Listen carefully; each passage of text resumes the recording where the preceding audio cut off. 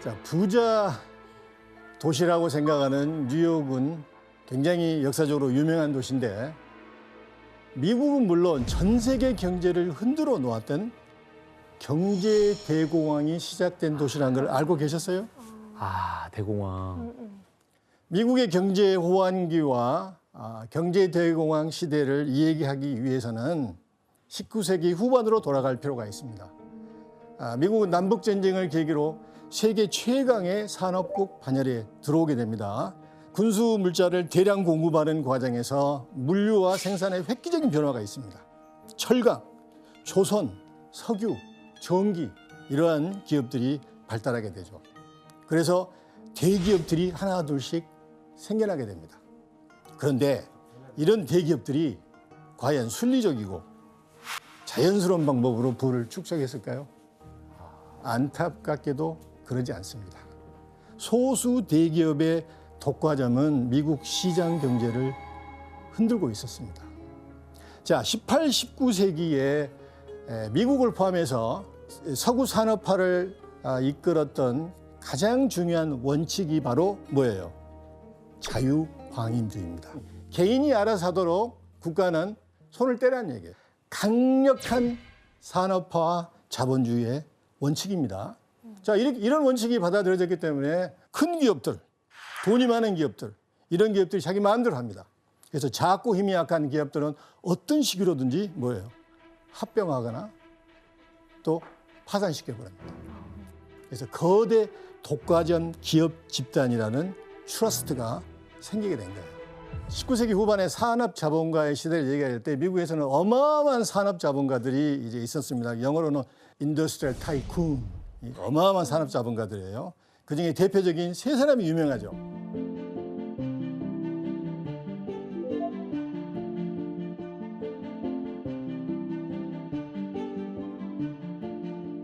록펠러의 최절정기 재산은 당시 약 15억 달러라고 그래요. 우리나라 돈으로 한 사람은 395조. 거의 400조 되는 거네요. 사실 저는 10억 넘어가면 계산이 안 돼요. 제가 듣기로는 요즘 빌 게이츠 재산의 3배가 넘는 금액을 소유하고 있었다. 비슷합니다. 그렇게 들었어요. 어떤 방법으로 세계 최고의 부자가 됐을까요? 알고 싶다. 이제 이들에게는 공통점이 몇 개 있습니다. 첫 번째는 모두 다 남북전쟁으로 덕을 봅니다. 록펠러의 경우는 일찌감치 석유 산업이 급부상할 것을 예견하고 석유 산업에 뛰어듭니다.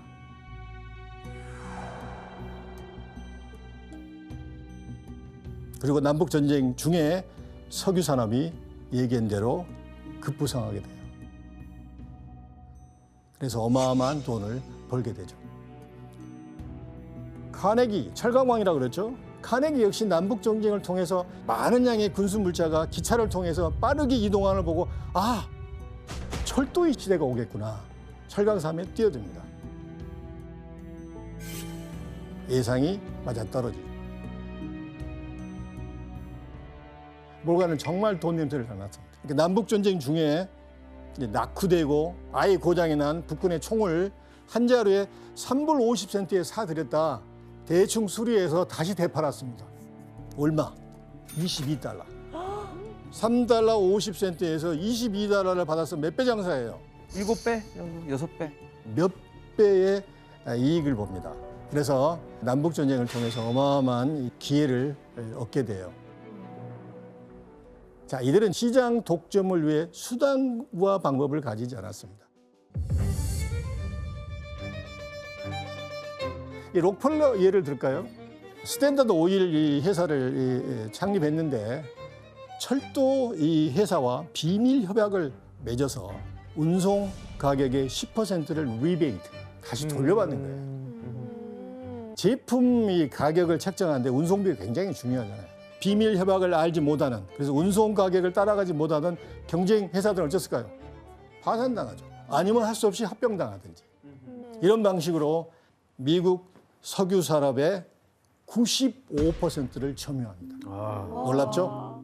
이 카네기는 또 이런 것도 해요. 자, 자, 외국의 경쟁 회사가 이제 들어올 수 있잖아요. 미국 시장에. 그런 회사들을 막기 위해서 미국 정치, 유명 정치들 매수합니다. 자기 회사에 유리한 뭐예요? 보호관세법을 통과하게 만들어요. 정경유착이 또 있었네요. 그리고 이제 1900년 초에 몰간은 자기가 갖고 있던 제철 회사와 카네기 회사를 합병시켜버립니다. 우와. 당시 시가로 10억 달러에 되는 초대형 미국 제철 회사를 만들어버립니다.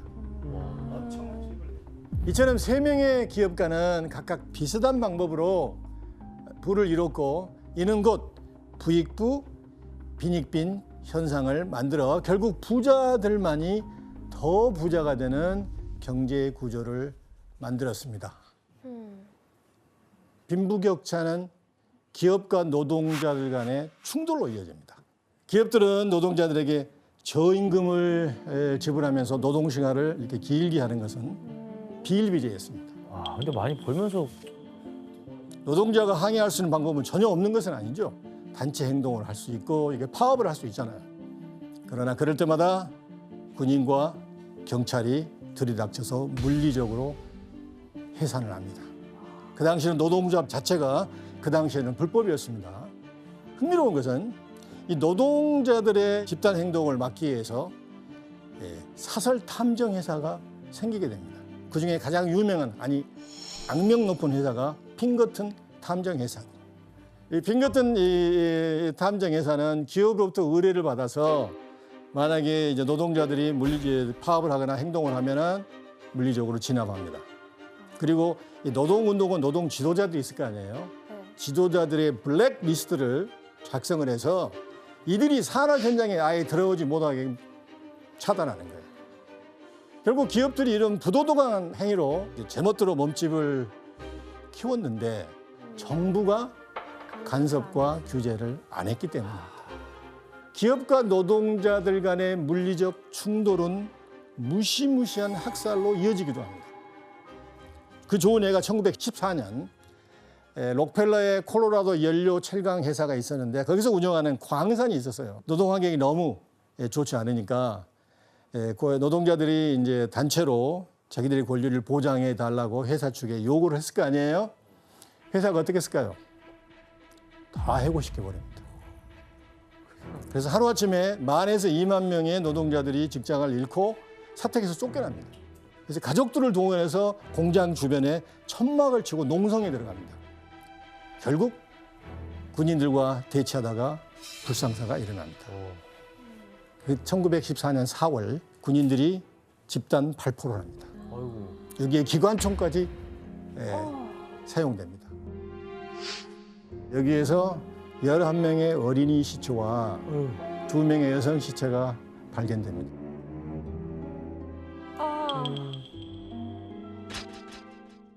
이 사태로 총 19명이 희생당합니다. 목숨을 잃습니다.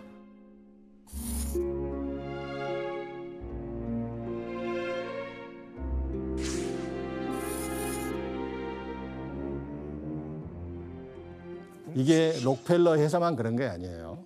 카네기도 1892년으로 기억하고 있는데 1892년에 이 홈스테드 스틸, 카네기 스틸에서 유사한 사태가 벌어졌는데 이때 카네기 회사에서는 이 핑거튼 회사 기억나죠? 여기서 무려 300명의 용병을 착출해서 진압한 거예요. 또 수많은 사상자가 났습니다. 미국의 일부 기업들이 경제 시장을 독점하는 사이 유럽은 1차 세계대전에 혼란에 빠집니다. 전쟁 중에 수많은 산업시설들이 파괴된 유럽은 전쟁 후에도 물건을 제대로 생산할 수 없게 돼요. 그래서 미국은 피폐해진 유럽을 대신해 세계 경제의 중심에 우뚝 서게 되는 거예요. 식량과 무기 등 여러 제품들을 이제 수출할 수 있게 됩니다. 그렇게 해서 1920년대 미국에 본격적인 호황기가 옵니다. 그 정도가 엄청나서 그 시대를 광란의 시대라고 불렀습니다. 1920년대는 미국 최고의 호황기입니다. 이 당시에 미국이 세계 제조업의 42%를 장악합니다. 특히 미국의 자동차 회사는 세계 자동차의 80%를 장악합니다.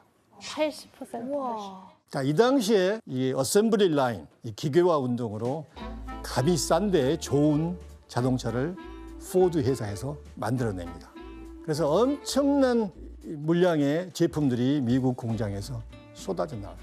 그래서 자동차, 세탁기, 냉장고, 진공청소기, 베큐um 클리너, 또 라디오. 그래서 당시 이제 공장을 통해서 쉼없이 생산이 됩니다. 옛날에는 사치품의 일부였던 것들이 웬만한 집에서는 값비싼 상품들을 살 수가 있습니다. 타일러 씨 뭐라고 하는가요? Ford weekly purchase plan, the easiest way to buy a car. Oh my gosh. 할부제였는데 주단으로 끊어서 어느 정도 돈을 내면은 포드 자동차를 가질 수 있습니다. 이런 아주 대표적인 이 자동차 광고입니다. 자, 두 번째 사진 한번 볼까요? 오늘 자. 사고 나중에 지불해라. 예, pay later. 아, 오늘 사고 나중에 갚아가면 되지. 진짜 웃기다. 첫 번째, 네가 뭘 살 것인가를 셀렉트하고, 두 번째, 어떻게 갚을 것인가를 어레인지하고, 세 번째, 그냥 즐기면 되는 거예요. 어쨌든 이게 소비를 되게 부추기는 그러네요. 거네 진짜. 이 물질적 사치뿐만 아니라 새롭고 다양한 문화가 등장합니다. 그렇죠. 여기에 라디오와 뭐예요? 재즈가 등장합니다. 재즈 학교에 나온 게 뭐예요? 파티. 파티. 라디오에서는 끊임없이 흐느적거리는 재즈 음악이 나오고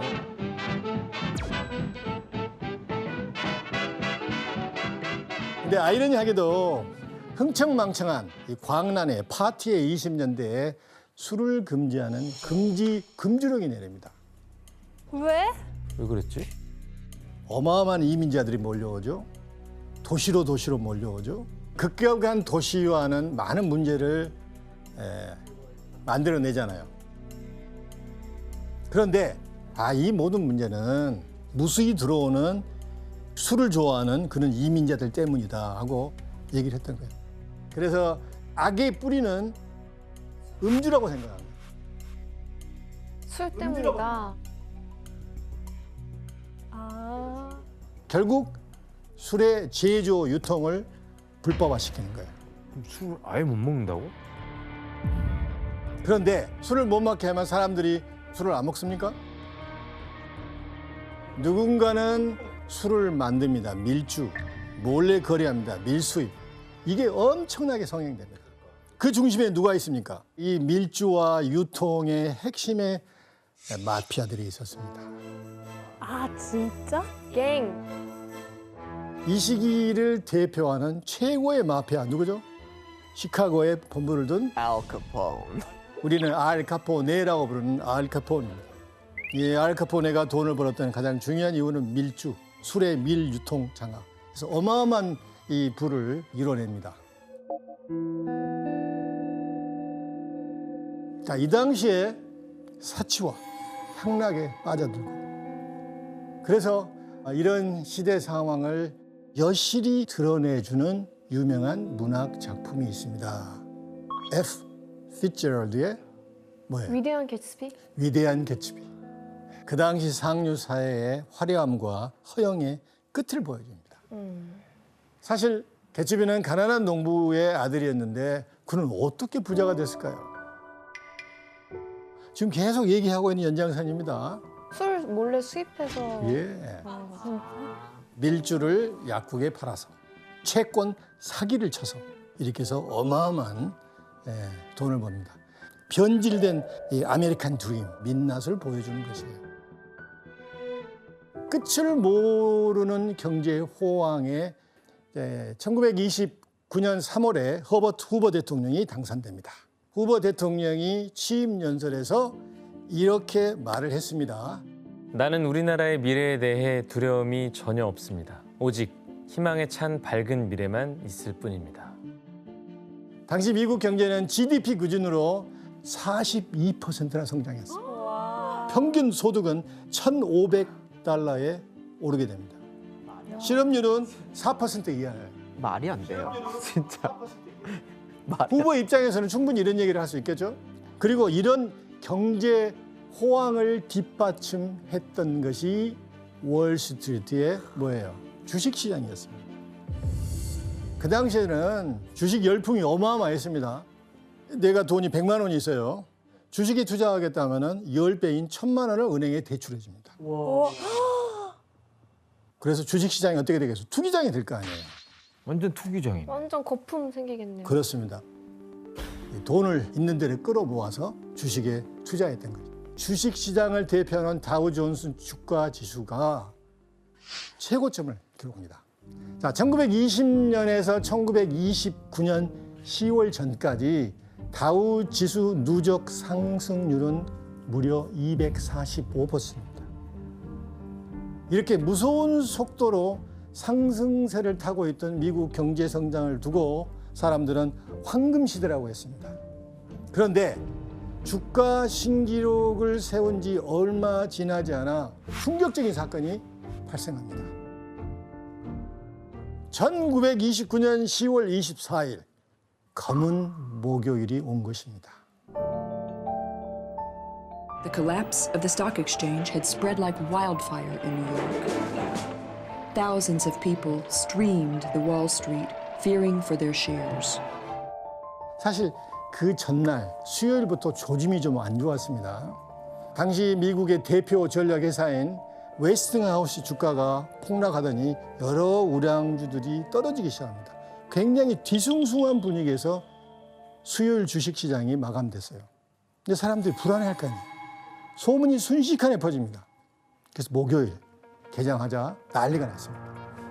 대규모 주식 매도 사건이 터진 거예요. 올 게 왔구나. 갑작스럽게 사람들이 주식을 매도하기 시작합니다.